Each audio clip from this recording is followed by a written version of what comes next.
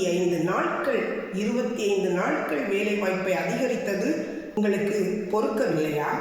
மக்கள் மாறிவிடுவார்கள், மக்கள் மனமாற்றம் அடைந்து விடுவார்கள் என்ற எண்ணத்தின் பயத்தில் நீங்கள் இந்த பயணத்தை மேற்கொள்கிறீர்களா?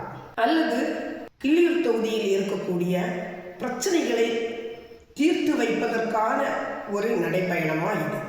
அப்படி என்றால் 2 தடவை நீங்கள் கிள்ளியூர் தொகுதி வெற்றி பெற்ற வேட்பாளராக இருந்திருக்கிறீர்கள். உதாரணத்துக்கு ஒன்று மட்டும் நான் கேட்கிறேன். கொல்லங்கோடு, வல்லவளை, அந்த எடப்பாடு சாலை ஒன்று இருக்கிறது. தொடர்ந்து நீங்கள் 2 முறையும் ஓட்டு கேட்டு வரும்போது உங்களுடைய வாக்குறுதியில் முன்னிறுத்துவது அந்த பகுதியை சார்ந்த ஓட்டுக்களை வசூல் பண்ணுவதற்காக நீங்கள் கூறுவது, நான் இந்த எடப்பாடு சாலையை சரி செய்து தருகிறேன். ஒவ்வொரு தடவையும் அந்த பகுதியை சார்ந்த மக்கள் போராட்டங்கள் நடத்தும் போது நீங்கள் வந்து அப்படியே வர்றது, ஒரு ஷூட்டிங் எடுக்கிறது, அப்படியே ஷூட்டிங்கை முடிச்சுட்டு போகிறது, பேக்கப் பண்ணிட்டு போயிடுறீங்க.